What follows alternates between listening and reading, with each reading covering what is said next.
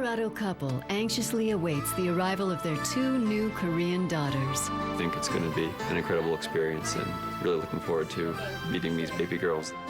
While two foster mothers sadly say goodbye and send them halfway around the world to be united with a loving family.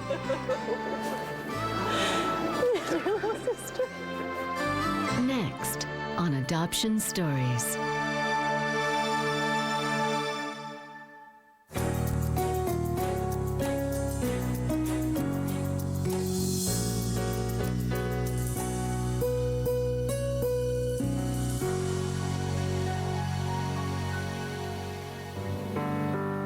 Beautiful little girls, our babies.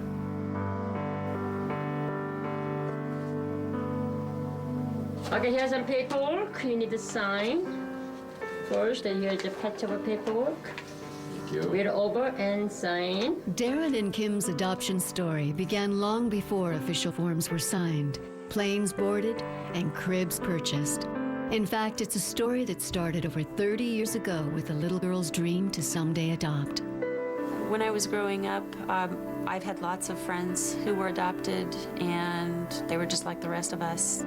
From the very beginning of their relationship, Kim and Darren talked about having a large family.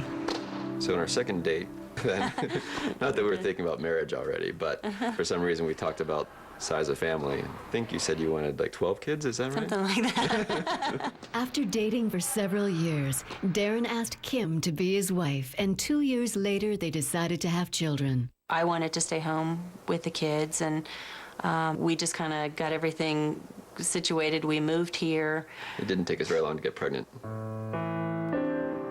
But soon the joy of expecting their first child was overshadowed by a pregnancy plagued with problems. Although I did have really bad morning sickness, and I also had depression during that time. Several months into the pregnancy, when I still had really bad morning sickness, I was put in the hospital under observation because I had lost about 15 pounds. After 9 difficult months, their daughter Mia was finally born. It was just an amazing swell of emotion. Being able to hold this little girl that you've been waiting for 9 months to hold, and it was just amazing. The first 3.5 years of parenting, first weeks, first days, first weeks, first months, everything, it's been a time that I never dreamed it would be so incredible to be a parent. Within a year, Darren and Kim began trying for a second child, but this time getting pregnant would not be so simple. I think it was about 6 months later we had a miscarriage, an early miscarriage. After a year of not having any success with getting pregnant, we did some real basic fertility treatments for quite a while. When those treatments failed, they decided to try in vitro fertilization, a procedure where the eggs are fertilized outside the body and then placed back in the uterus. One night we sat down and just happened to both at the same time say, I don't think we want to do this. And, you know, at the same time, adoption was something that I'd always wanted to do. From that point, I hit the road running, reading as much as I could find. After only maybe a month or maybe 2 of discussing it, we decided to go ahead and fill out the formal application with the adoption agency to get ourselves on the list. Kim and Daryl came to us and want to know about the information on the adoption. We give them information adoption on different countries. They decided to go to Korea, so they applied to us. Adopting a child from Korea was an easy choice for Kim. I have had kind of an affinity for the Korean people that I've known. When I was in high school, we had an exchange student that lived with us, and she and I were very close. She's one of the best friends I've ever had. Another reason is that in Korea, the babies are in foster care instead of in an orphanage. They're very well bonded from the beginning. The health care is very good, and we call Korea the well-oiled machine of adoption. It's just very smooth and very well done. After all the forms were complete, Kim made a special request. I started realizing the gap between Mia and the next child was getting bigger, and I thought, well, a sibling set it'd be nice to kind of get our family going. Kim and Darren decided to adopt 2 Korean babies, and after 10 months, they received the news that they had been waiting for. So I got a call at work, and it was Christy from the adoption agency. And she informed me that they had siblings. And I said, well, how old are they? And she said, well, they're both less than a year. I said, twins? She said, yes, twins. They're a month old. I was like, oh boy, I better call Kim. I didn't have the slightest bit of hesitation. I was nothing but excited. It was exactly what I'd wanted from the beginning, and didn't let myself hope for. Oh, they're your babies. Beautiful little girls. Our babies. The twins were just a few days old when their mother, a 21-year-old single woman, decided to give them up for adoption. The next day, we went to the agency and signed all the papers. In just a few days, escorts provided by the adoption agencies will fly the twins from Korea to Colorado. Thank you. Okay. But first, Darren and Kim need to prepare their 3-year-old daughter, Mia, for the arrival of 2 new baby sisters. Babies are leaving Korea pretty soon. Can you show me where Korea is? Right there. And then where are they going to fly to come to us? All the way over here to these mountains, huh? They're going to go... I think she's excited, but we've been talking about it for so long that I don't think she realizes that it's coming in very, very soon. I think having these new babies is going to change everything. Darren and Kim must now get ready to take their family from 3 to 5 overnight. And in Korea, 2 foster mothers brace themselves as they prepare to say goodbye to the babies they have cared for since birth. We have so much support that I have never hesitated to take twins. Darren, Kim, and Mia spend their last moments together as a family of 3. Tomorrow, they will finalize the twins' adoptions when they pick up the baby girls from the airport. A lot of people worry about whether or not they'll be able to love an adopted child, but it'll be the exact same level of love as it is with Mia. Preparing for twins is no easy task, but Kim's close friends Carrie and Iwa have been eager to help. All right, are we ready for popcorn? Okay, can we just push you in really nice so we don't... I think it's going to be a wonderful experience. I think they're not dealing only with just having babies, but babies from a different culture, from a different place, and I think it's just going to be very fulfilling for them. Kim, I found some things that you might want for your babies. Oh, cool. Yeah, I got that bouncy chair. And I remember when she called me to tell me about the identical twins, and she said, get up. You can't sleep now. We're adopting twins. And I woke up, and I still remember that. That was so exciting, really exciting. We have so much support that I have never hesitated to take twins because I know how much support we have, and we're just extremely fortunate that way.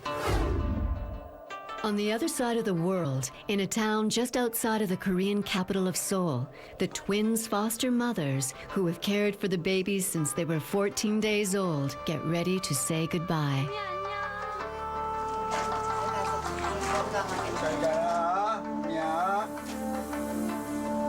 In just a few hours, the babies will begin a long 16-hour journey to Colorado. The twins, whose Korean names are Umi and Jung, live down the street from each other. This has made it easy for the babies to be together every day. Back in Colorado, the excitement builds as Darren gets things ready for the big day.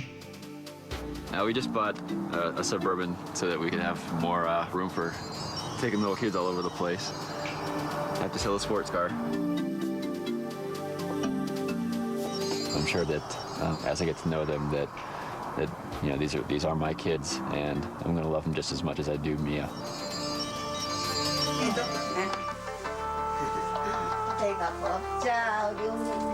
The twins' foster mothers take the girls on the first leg of their journey, a trip to the Korean Adoption Agency. Before they leave, a prayer is said for a safe trip and then a final farewell. For these young mothers, this is an emotional time. They know they will most likely never see the babies they've cared for again. The last few moments are especially hard as the foster mothers hand over the twins to the escorts who will take them to America.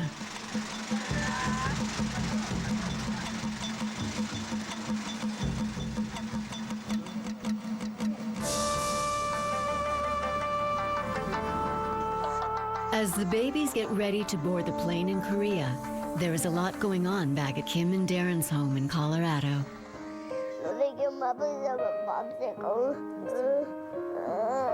I'll bring it to you, okay? Mia's sick and the babies are coming tomorrow and she's got a fever and has had all day. And I guess I'm a little bit worried about her being able to go to the airport. I really want her to go to the airport and be there with us when her sisters get here.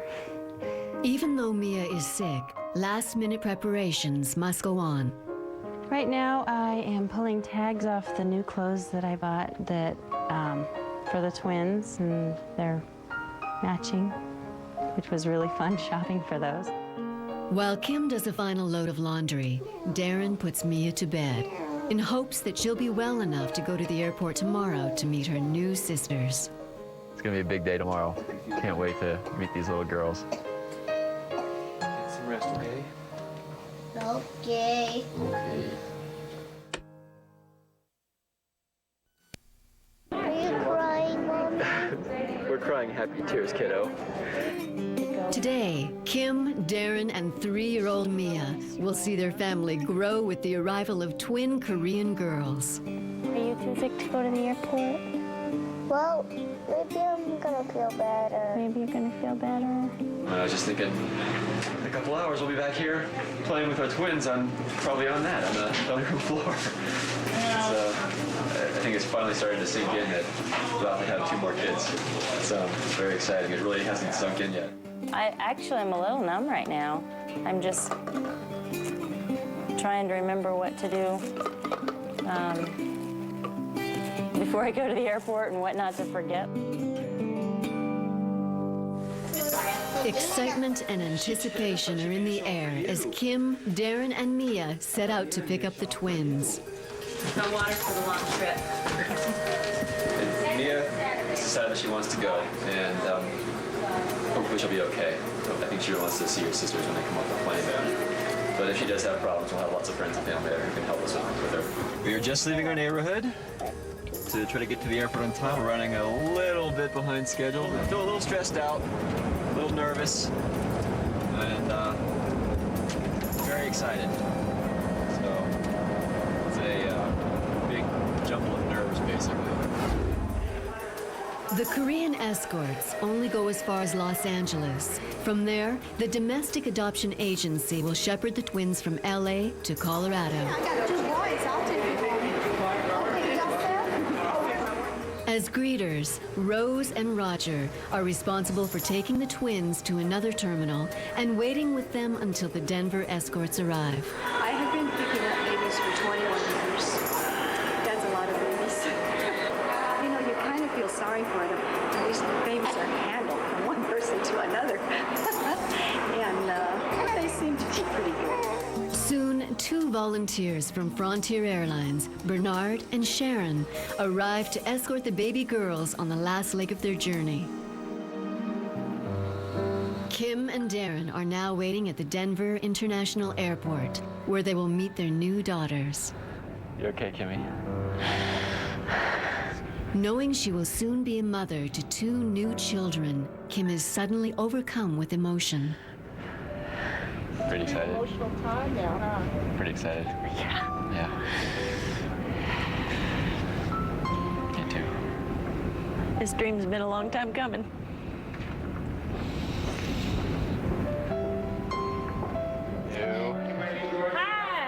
Adoption agent Kim Matsunaga and her assistant Christine Bibo have come to provide Kim and Darren support and help them with the final paperwork.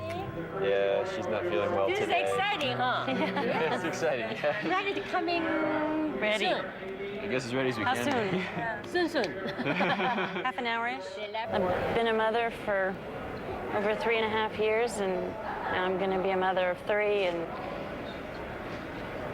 I don't know quite how to explain how that feels, but it feels pretty good.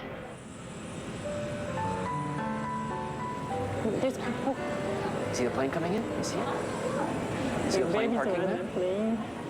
They're flying here. They're flying here. All right. Bring on the babies. I guess they're getting off the plane last. Okay, now I'm shaking.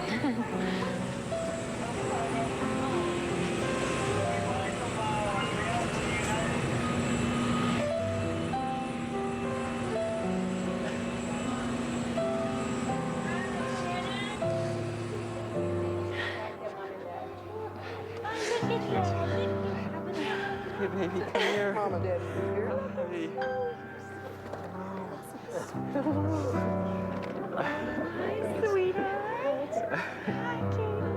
The arrival of the twins marks the end of years of waiting for Kim and Darren.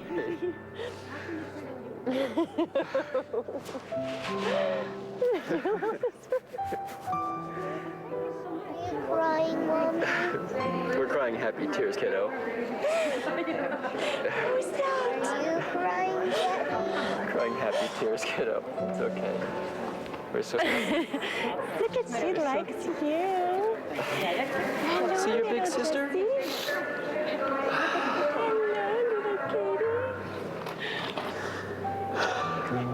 Hi, baby.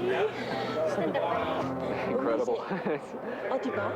The reaction that I had wasn't what I expected. I mean, just an incredible swell of emotion. Just amazing.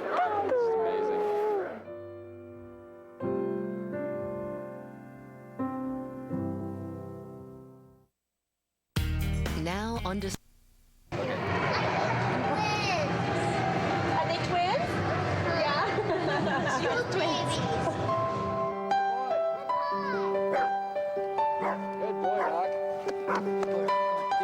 3 weeks have passed since 5-month-old twin girls Katie and Jessica arrived in Colorado to be with Kim, Darren, and 3-year-old Mia.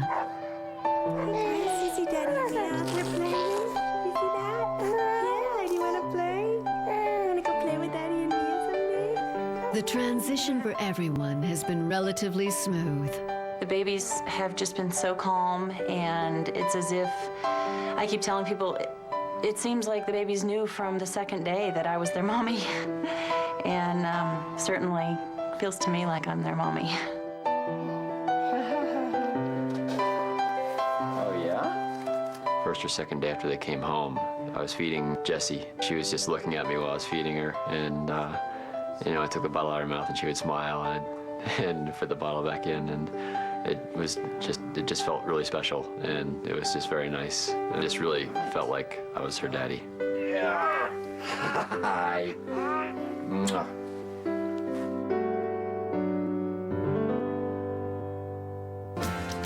One of the biggest challenges for Darren and Kim is learning how to take care of 2 babies at the same time. Things have definitely been a little bit busier.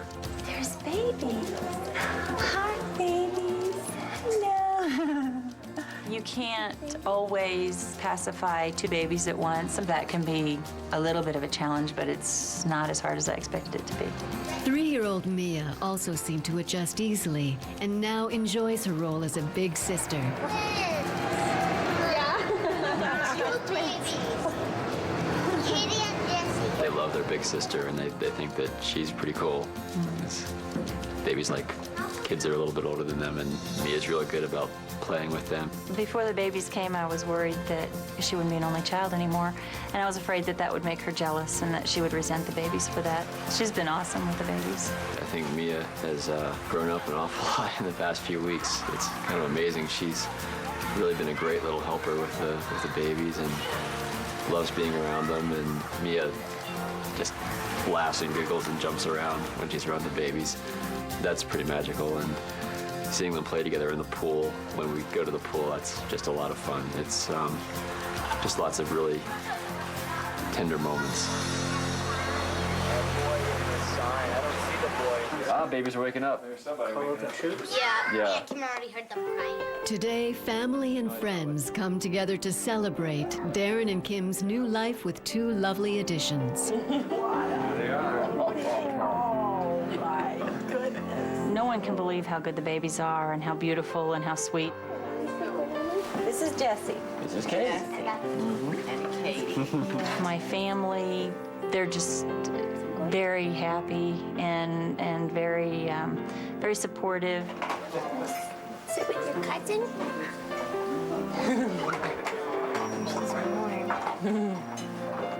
Hi, Katie. You know, I love these little girls, and it's just incredible. So, adoption experience has definitely exceeded my expectations. It's a lot more than I thought it was going to be.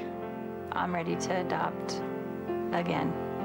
I have been living my lifelong dream, and I just want to continue that dream, and I really think I want to add more kids to that, and it's been the fairy tale version of what I anticipated.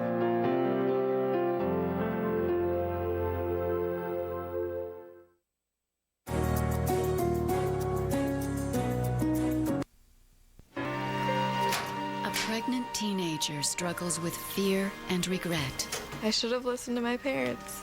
And I know every teen doesn't want to say that, but I should have. While across town, an infertile couple finds the courage to try again after several failed attempts to expand their family. I had a lot of people praying for us because on our own strength, there's no way we would have made it because it was very devastating.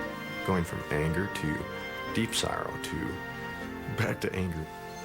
Next on Adoption Stories.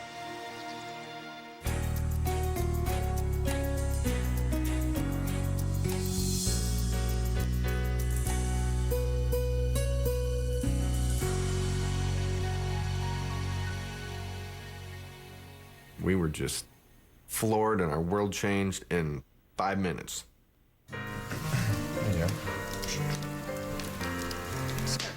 Steve and Jolynn live with their 8-year-old daughter Shannon in Michigan.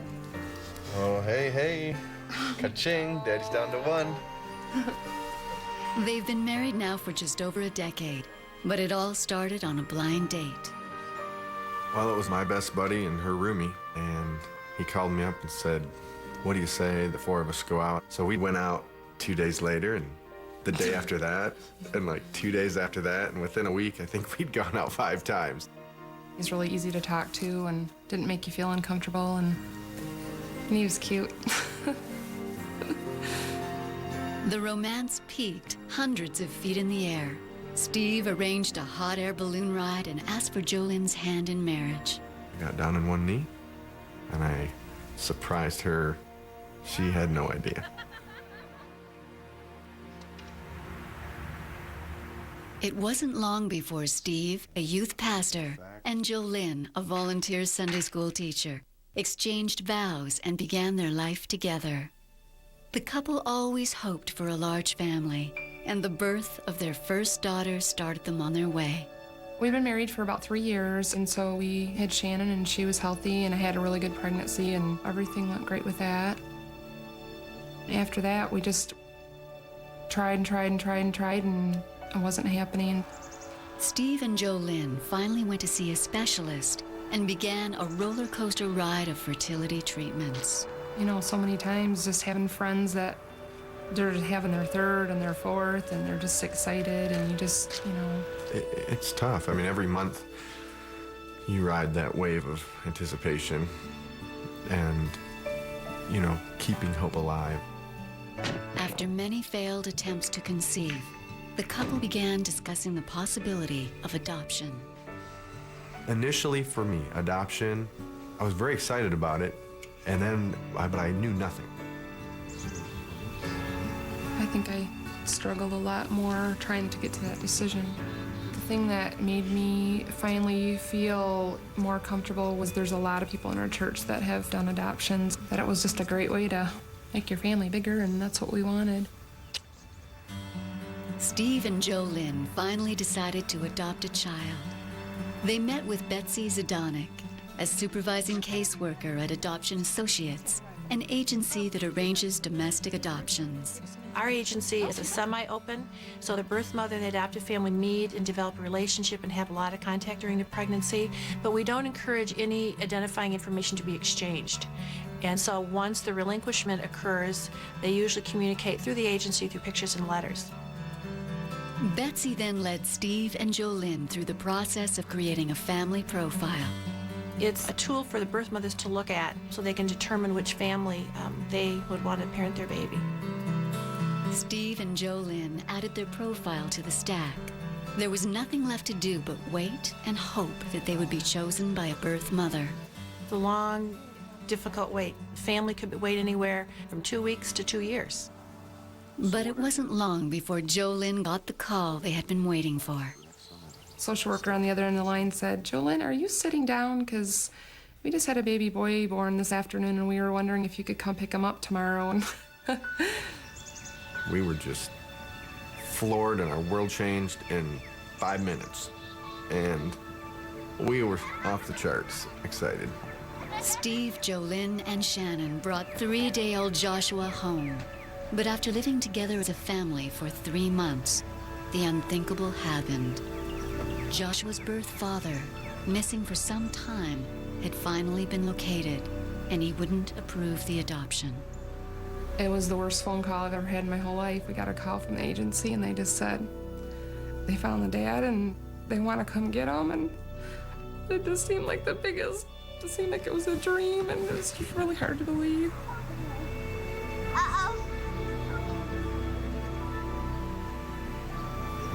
At that point, this was my son, you know. He's going back. He's not ours. We're handing him over to this stranger was certainly probably, I would say, the hardest thing I've ever done.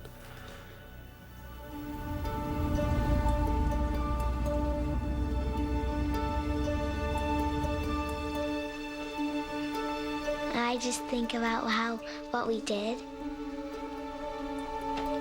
I read to him, and I played a lot with him. A few days ago, it was his birthday. We sent him a present.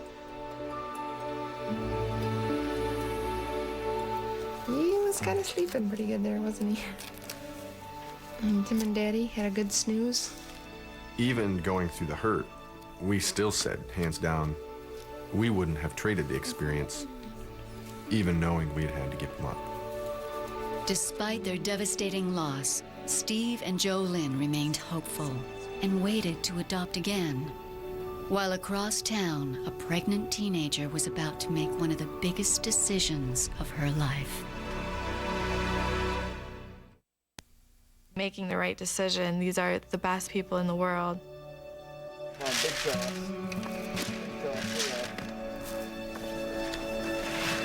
After the heart-wrenching experience of returning Joshua to his birth father, Steve, Jolynn, and Shannon began the waiting game all over again.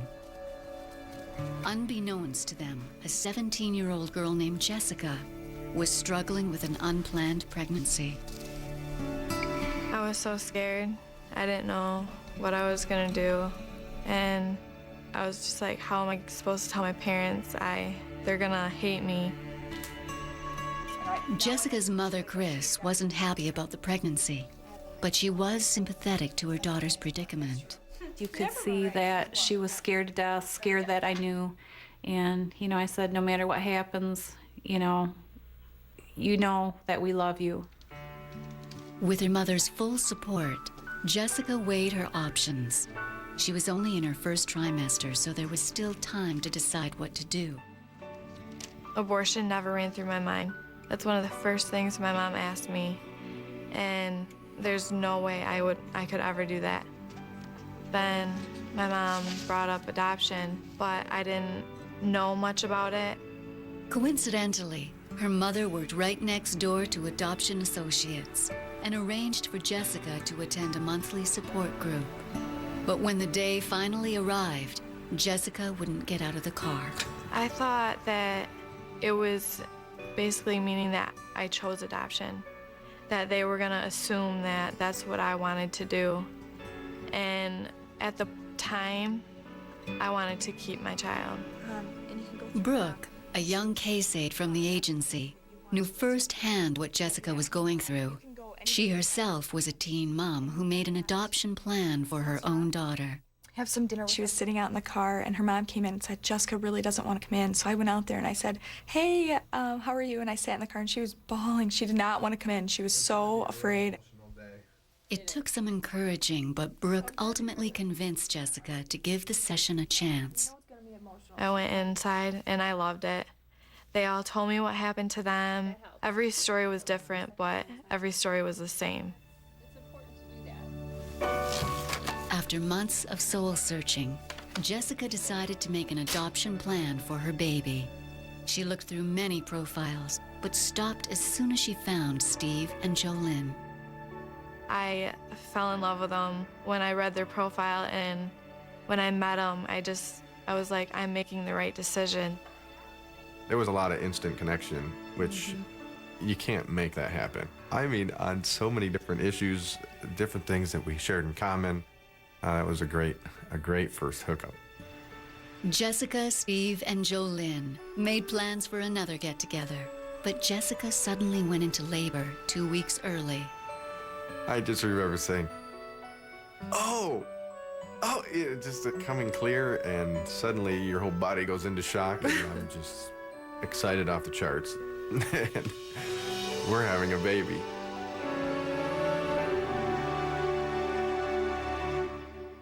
I read in this book that you have to say hello before you say goodbye. Supported by family and friends, Jessica is about to give birth to the baby that Steve and Jolynn are planning to adopt. The hospital was filled with the emotional extremes. Sitting down, we're standing up.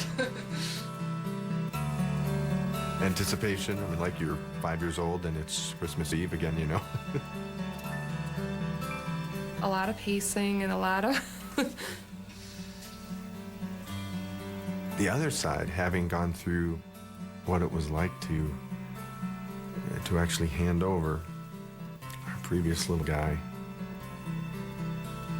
feeling that very deeply for her.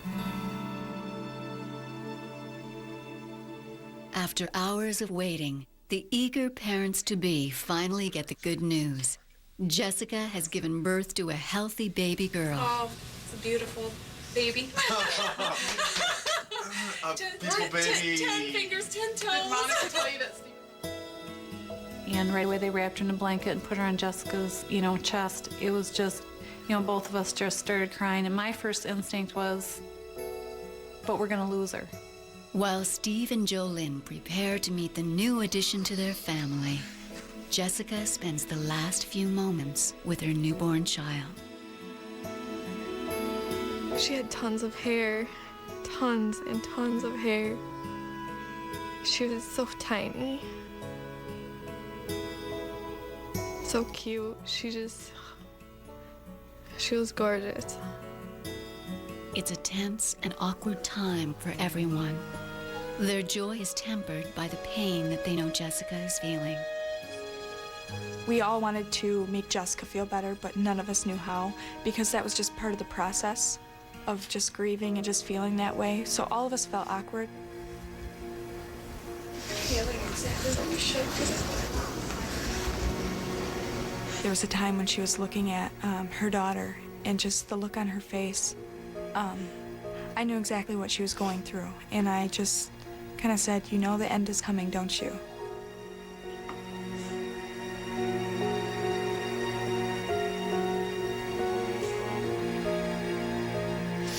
I didn't want that minute to end.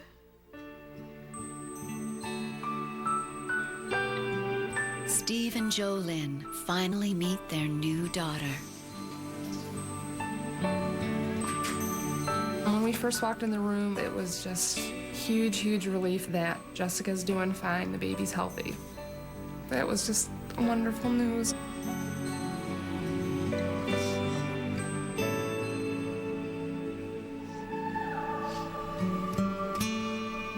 And for her just to say, you know, this is your new baby daughter, and it was just wonderful. And she just, you know, she was just so courageous and just loving about it.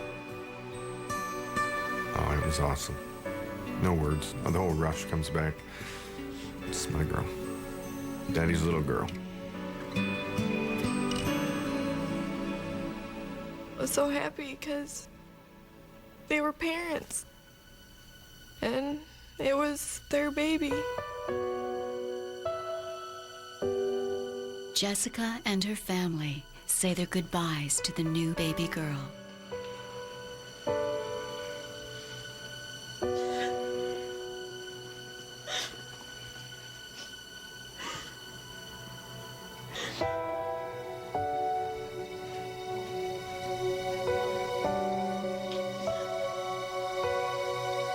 Finally, Jessica summons the courage to let her daughter go.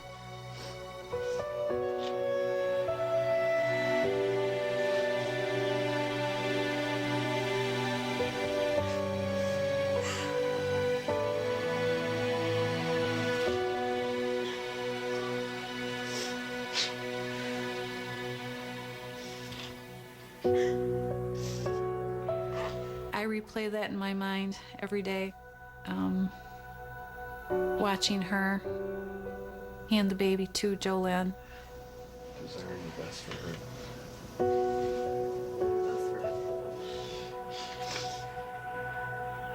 I won't ever forget that picture of her extending this little child to us.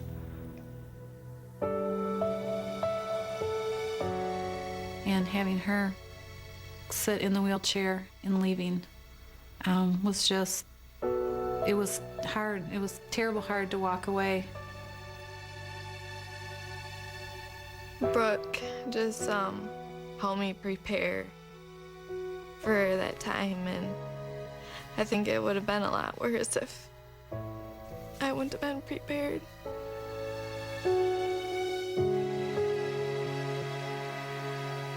I think the most pain comes when you want your child to know how much you love them, and you're worried that they won't know that. And I think that was something that Steve and Jolynn and my adoptive family, I know, will do, is tell them how much their birth mom loved them. Steve and Jolynn named their new daughter Mackenzie. She will remain in the hospital overnight, and in the morning they will bring the new baby home. Their excitement is tinged with apprehension. Until the papers are signed, Jessica could still change her mind. Inside of me, I still had that little bit of, boy, I don't know if I want to get too attached yet, because, you know, there's, until that paper is signed, it's, you know, it's still, it's a huge risk.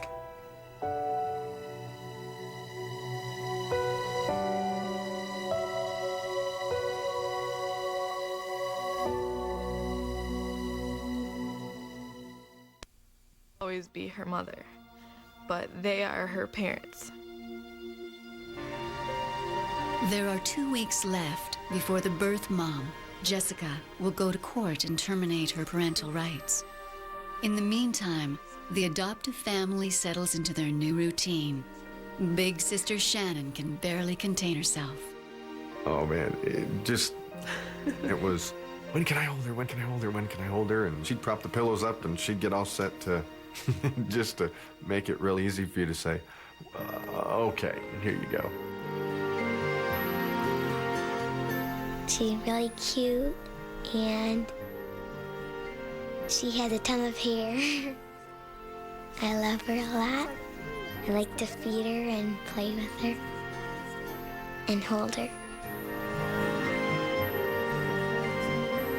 She's a very good sister. She's very organized and just details, and so it's just been fun to watch her.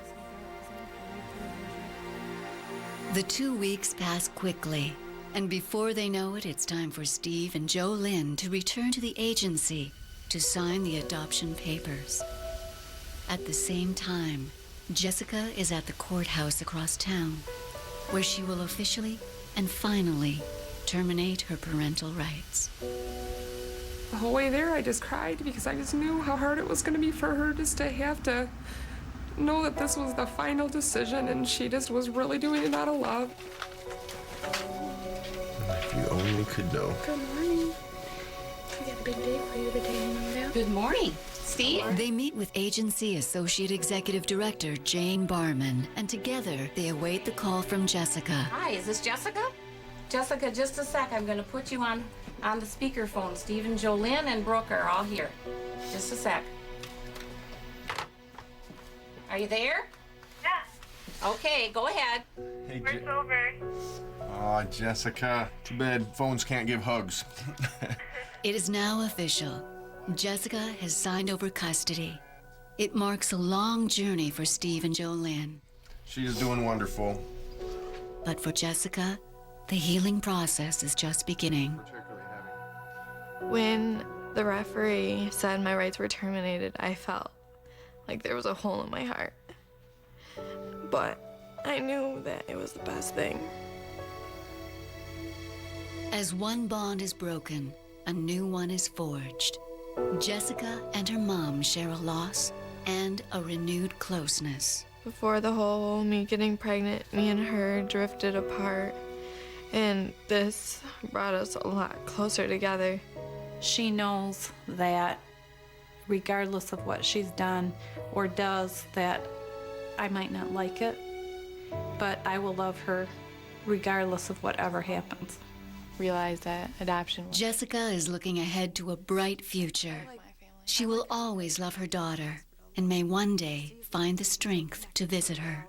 Someday I'll be able to see her, but like right now I don't think I could, because it'd be too hard to say goodbye again.